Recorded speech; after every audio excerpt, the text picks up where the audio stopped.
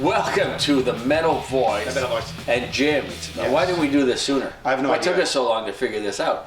We're talking today about one of the greatest singers of all time, Mr. Ronnie James Dio. And we're going to put all his albums from the Dio years into perspective into our top 10 list. Top 10 Dio band albums. 2-1. It's interesting enough, Alan, he's only got 10 studio albums. Well, this works out well, Jim. Perfectly. It's a top 10 list. So let's start it off, Alan. All right, you go ahead. Coming in at number 10, Angry Machines. Angry Machines. Here it is, if you could see it or not. See. You know, Jim, tough times. Tough This times, was tough times. Tough times. Only Vinny was left. Yeah. I believe our friend Jeff Pilson plays bass on that album. Yeah, I think so. I think so. Jeff's looking from Dokken fame, of course. There's some good songs on here, Jim, but these were dark. Songs. These were hard years. Who was the guitarist again? It was a Tracy G. Tracy G. Yeah. Not Gus. Not Gus. Tracy. His cousin, yes. Yeah.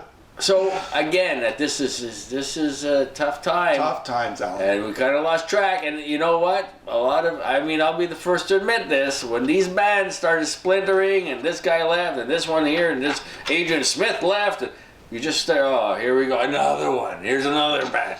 You know, Halford left, and Adrian Smith left. And, oh, okay, well now Vinny left. Not Vinny, but Vivian. Frustrating times. Oh, it was like, frustrating times. Grunge, Full Swing Ahead, 1996. Everyone's in disarray. Promoters are not pushing the bands. Record companies are not pushing out the metal bands. Dio's gone more, I wouldn't say he wasn't on a major label. He's on a smaller label, right?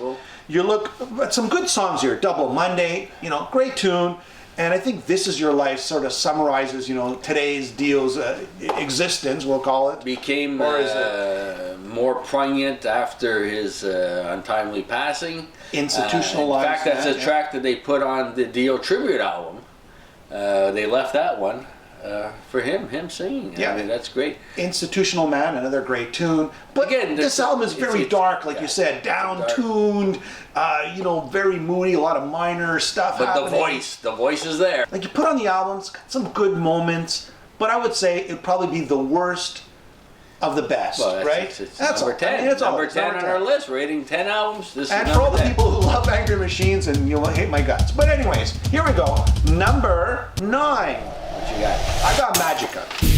Here it is, Magica. I'd put that a little higher, but okay, Magica. This was supposed to be a 3-part trilogy. Yeah. So he's supposed to come up with 3 albums, Magica, 1, 2, and 3. I did not know that. Nope, yeah.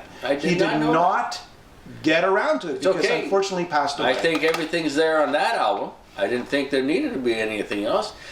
Craig Goldie's back. Craig Goldie's on guitar. So I like that, and I lost track of Dio at probably the same time everybody else did, and this was introduced to me later when it came out. And I said, "Oh, you know what? Dio is still doing some very fast. He was all over. It was very confusing, right? When he was playing on his own, and he's playing with Sabbath, and he left Sabbath, and he's back on his own, and then, anyways." It was a nice. I think the timing of that album was good. It was very interesting. I found. There's a lot of good stuff. There's a lot of good tunes on there that they actually played a few songs live. Chalice, Fever Dreams.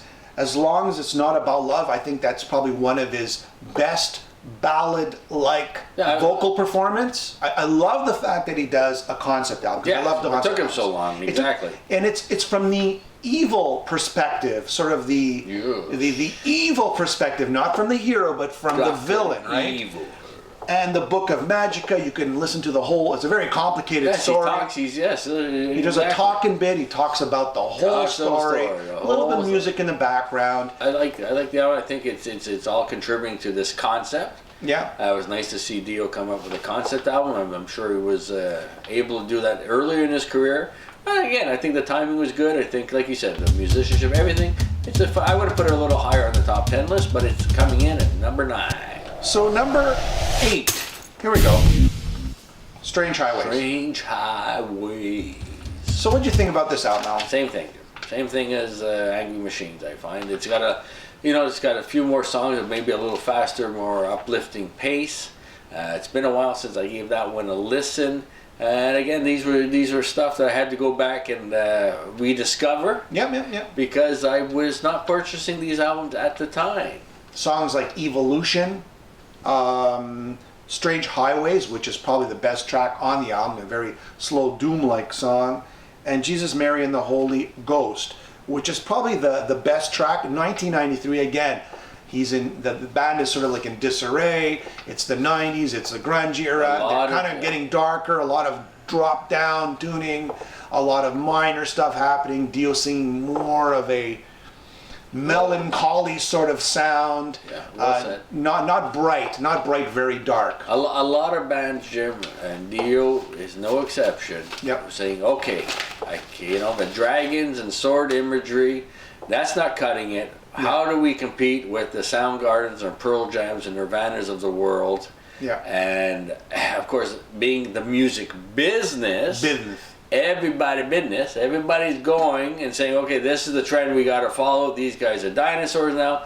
And again, no, he was plugging away. He had his vision. The players were becoming a little bit more interchangeable. But you at least, it's still a quality album. Here we go. Coming in at number 7, Master of the Moon. Yeah. It's more of a brighter album. A little more mid-paced than all the rest of the work, but some really cool tracks, a very nice production. It came out in 2004. This is one of those Millennium albums. Yeah, I enjoyed it. Craig Goldie is the guitarist once more. Songs like Shivers and One More for the Road and Master of the Moon. Some great tracks. Pick this up. Definitely a nice listen. I believe Simon Wright drums on that? I think so. I can't confirm that or deny that, but yes, I think he does. He was great drummer, Simon Wright. Great drummer. So here we go. Let's get into it. If you disagree or agree, tell us what you think. Leave a comment. Heavy out. Here we go. Killing the Dragon, number 6. The Dragon again. This is a huge surprise, released in 2002. Got the live DVD from that tour, actually. Yeah. This is a great Doug Aldrich album. It's surprisingly how good. He's out of the 90s, out of the gloom and doom, and he's back in form, right? He's charging, back. He's jousting. That's right. He's bright. It's a bright album. It's uplifting. There's more powerful songs on it. Yeah, but again, a lot of confusing time. He was with Sabbath. There was a reunion. Ozzy came in. They wanted Dio to be an opening act. Blah, blah, blah, blah, blah. Everybody said, okay, another soap opera. And he came back. He got a red-hot band. Jimmy Bain was back. You got some familiar faces. More importantly, you got a hotshot guitarist in Doug Aldrich. Gave everybody a little kick up the butt like he did with Whitesnake as well when he joined Whitesnake after this. It's Dio doing what he does best. And it was good to have him back. Along Comes a Spider, Push, Scream, Guilty. Push with Killing the Dragon, the song Tenacious D at the beginning. If you ever saw that video, that was a video yeah. release. It was well done, very well done. Killing Simon Wright on drums. Simon Wright's able to go a little bit more than he did in AC/DC. He's no Vinny Appice, if you ask me. I love Vinny Appice. I love Vinny Appice. Don't get me started on that conversation. That's another show. That's another show with Appice, the Appice brothers coming with a new album. Maybe that'll be another show. Looking forward to that. Here we go. Now, we're getting into the top 5. The top 5. This is where things get real. Well, it's not really too much of a surprise now, Jim. Here we go. Okay, so number 5, 1990, Lock Up the Wolves. Okay, Jim. So this is it. Let's go out and get a whole new band. Get a whole new band. Get a guitarist. By Viv. I think it was 17. Rowan Robinson. Long gone. Yeah. Rowan Robinson. Which you had a 17 chance to interview. Yeah. Great guitarist. Great fella. I mean, again, a new band. He goes back into Sabbath after this album, and then comes back and starts, back with his, goes back with his older band, I guess. Great album. I mean, there's just so many great songs, a great production. The guitar is great. I wish they would have done another album with Rowan, actually. I think Rowan really brought a youth, a nice spirit to the band, a very underappreciated album, Lock Up the Wolves. What do you think? Yeah, again, that's not one. I lost track of Dio at that point. I went back and got it years later. Yeah. A solid album. I don't know. I might have put Killing the Dragon ahead of that, but okay. But yeah, it was, you know, again, what do we do?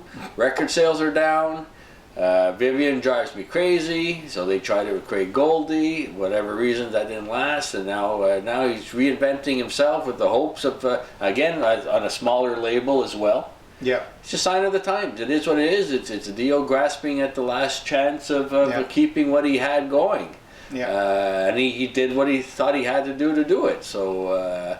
There are some good songs that are going back. Just the song "Lock Up the Wolves." It's like the heaven and hell of the I could have been on anything. I could have been on any album before. Hey Angel, right? What else we got? Wild One, a great song, and he kind of reinvented his lyrics on that album too, right? He just didn't go for them, you know, the Magica, the spells and the rainbows, and he just kind of went off in little different directions on that album, I find. Okay. There we go. So here we go. Now we're getting really into it here. Number 4. I'm going to say it out. Ready? Yeah. Number 4, Dream Evil. Yeah, Dream Evil. What do you think about that one? Craig Goldie's album. Yep. They gave him a chance. That's right. After Vivian Campbell left or got fired. I think, you know, it's a song. There's some really good. All the Fools Sailed Away. That is probably the best song. Dream Evil, Sunset Superman. Sunset Superman. You know, I got into this one a little later than when it was released. Yeah. Like I said, it fell into that category. Oh, here we go, another band splitting up kind of thing. Yeah. So, but thoroughly enjoyable listen. That's pretty much it. What else you got? There's... We're number 4. All the, but there's another, When a Woman Cries. When a Woman Cries. That's another great track off that album. I like that album. I thought it was a good album. And, a little, you know, it's similar to Sacred Heart, I find. There's no big hit, but some solid tracks in there. I thought All the Fools Sailed Away, I thought that should have been a bigger, that should have been a bigger hit. I thought that should have been a massive hit. Just his vocal delivery, to the song structure, to the playing, that should have been one of Dio's biggest hits. But if we do another show, Jim, with the top 10 Dio songs, I'm pretty sure that's one that'll make that top 10 list. Yeah, that's everything Dio was in that song. Yeah, right. And it's not even a fast song; it's more of a grinding, slow song. So here we go. Number 3. Here we are. Which, Sacred Heart. Oddly enough, Sacred Heart. You know, 3, 4, 5 is kind of the order. 1985, Sacred Heart. They were released. Now the keyboards are really playing a dominant role, right? We're in the heyday of hair metal, and we're in the heyday of sort of MTV. I could figure out Hungry to Heaven. Yeah. That's like Barbara O'Reilly from The Who, you know? Yeah. I always found similarities, and how he didn't get sued, I'll never know. I mean, dun, dun, dun, you know? It's true. But again, he's got a little bit more of a hair metal sound. There's if you looked at Dio during this tour, or his videos, they got puffy hair. Yeah, hairspray. Lots of different colored uniforms and little costumes. Yeah, he was headlining too. He was headlining. I saw this tour. I was there. And the dragon that came out. And this is what I remember. The dragon, I remember with the sword that they were so in debt in this tour because the stage show was so big, right now, so outrageous, that they had to add more dates to pay off the dragon. And Rough Cut opened, and you know, produced by Ronnie James Dio. Yeah. He was good friends, and they actually opened for Dio on that tour. You know, Jim, I'm just going to throw one thing out here, a comment from the time. I had a friend that was not into metal at all, but he loved Dio. He loved the first 2 albums, and he said, and this is a guy that did not like metal. When Sacred Heart came out, he said, "Oh, more of the same," you know, and that's he stopped listening to Dio. He just thought there was something that was getting kind of monotonous there. Yeah. I find this was a very, you know, looking back, I see it as a departure from what he was doing and trying to go a little bit more with the times. I think so too.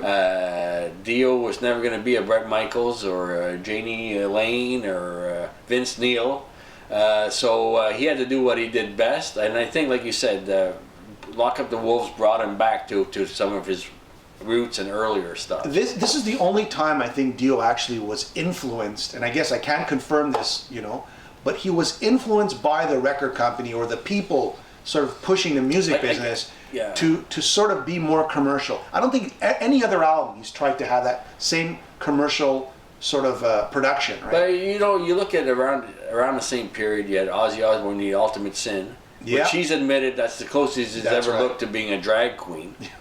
He said that himself. Yeah. It was a sign of the times. The record companies were paying millions of dollars for videos. Yep. Hungry, Rock and Roll Children. That video must have cost them a fortune. There was actors. It had a storyline. Dio was in it acting, elaborate sets. Yeah. So these cost you hundreds of thousands of dollars to do these videos, if not millions. Yeah. So the company says, look, we want you to go a certain way, and if you want this to happen, and you need a video on MTV, they did. But again, it's not a bad album. Nope. It just, you can start seeing where, and maybe it was the friction with him and Vivian at the time or something, there was something that was starting to decline a little bit. And Vivian Campbell, he got fired from that. Okay, here we go, from the band. Number 2, The Last in Line. This is an incredible, Jim, incredible album. There's a coin toss there. A lot of people might say this is his, from the Dio band. Yeah. Might be the best album, and it's a more mature album. When you listen back to it now, I find it a much more mature album than the first album. True. The tracks have a little bit more depth, a little bit more substance to them. Egypt, The Chains Are On. That's that's like their Dio's Power Slave. That's a heavy duty track, and there's some really good what do you call it? Album tracks. Deep album tracks. Deep cuts. But just the song, take Last in Line. I remember when that song came out. It starts off very slow, dun, dun, dun, dun, right? Yeah. And then when he sings "We Are Coming Home," that the earth is shaking when he hits that note. You did like the a Halford. The earth is shaking. He's more home. Shaking. The earth is shaking. And I remember the video was that kid from that show. I can't remember what that show was called. Quantum Leap, right? I think it was Quantum Leap. He was in the elevator and it's just going crazy. It's anything that defines Dio. I would say that song, vocal-wise, playing-wise, everything that is Dio is The Last in Line. You're bringing up, again, if we ever do a top 10 Dio song, this has a good chance of being number 1. That's a good point, Jim. Last in Line is but I like a lot of the deeper tracks on the album. I Drive at Night. What is it? I Speed at Night. I Speed at Night. Mystery is the sort of the hit. Mystery. Just what it means. Claude Chanel was actually, he started on this album, right? He wasn't on the first, he was on the second. No, again, if this Evil Eyes. And let's talk about Vivian Campbell. Like a lot of flack to Vivian Campbell, but love him or hate him because he's in Def Leppard, people love Vivian. There's something about his style, his guitar style worked so well with Dio's voice. He had that sort of sloppy Jimmy Page sort of sound, a little bit of Ace Frehley in his playing, but he was a great guitarist. And man, he should have stuck around with Dio because I think that was the key to his success guitar-wise in the early years. And for me, this album is all about Vinny Appice's drumming. Oh, what drumming! This is he's still one of my favorite drummers of all time. The fills. And it's like Phil Heaven and a solid heavy hitter, heavy hitter. That's what stands out for me a lot. And Jimmy Bain, of course, his songwriting skills. I mean, he's a veteran. He was a veteran in all the bands that he played, and he just. A great songwriter, and he contributed so much to Dio. And that's what they were, the Dio band. They were the Dio band. They all had their input, their say. Of course, Dio was, at the end of the day, he would, yay or nay anything that needed to be said or done, right? So number 2 was The Last Line. Now, so there's no big surprise. Who's the evil one? First album. There we go. Holy Diver. Now, Jim. Not a bad track. No. And a lot of people think, okay, this is his first album, so he collected a whole bunch of songs over the years. Guys, this was not his first album. He was already in Elf, and then he was in Rainbow, and then he was in Black Sabbath. This is his first solo album, and this is his first band. I wouldn't even say a solo album. I'd say his first Dio band album. If we go back to that summer that was released. Oh my God. We didn't know. Okay, we came off of Black Sabbath, 2 very strong albums, Heaven and Hell and Mob Rules. Then we don't know what's going on. There's a live album out there being mixed, and now Dio pops up. He pops up with Rainbow in the Dark. Oh my God! That was a track that radio played. Yeah. And you're listening, okay, so Dio's kind of doing his own thing. Okay, we all respect that. Well, too bad because Sabbath had a good thing happening. Anyway, so this song's playing. They're saying it's Dio. All right, and then I remember the time saying, "Well, it's a little mix between Rainbow and it falls kind of between Rainbow with the keyboards between Rainbow and Black Sabbath." And then you buy the album, and then you got to see the track after track after track, with Invisible, and of course, Don't Talk to Strangers, again, Shame on the Night. There's another track that could easily be #1 in his career. Yeah, a lot of, and the album went rocketing. When this album came out, I mean, he was here. That album is up here, and you can never outdo the best. I mean, if there was a 10 out of 10, if we had to rate that album, I'd rate it a 10 out of 10. Yeah. You can't get better than a 10. That's the problem. So, anyways, that was the pinnacle, I would say. That would say that it was all downhill from there. I mean, your first album is the best. I mean, downhill, but then sort of like gradually downhill. I mean, even though Last in Line probably is a toss-up between which would be first, right? Yeah, Last in Line was a. They say that second album is a lot of time a letdown. Definitely not in this case. The second album is arguably even stronger than the first album. Love Vivian Campbell's playing on that album. I love Vinny Appice's playing, and Dio's performance is excellent. So here we go. It took us forever to do this. Hanging from the cobwebs in your mind, or of your mind. So we're glad we did it. There's the top 10 Dio albums as we see it, and it's long overdue. And maybe it gives you a chance to go back and check out some of the back catalog and check out some of these albums we mentioned today, because it's Dio. It's always enjoyable.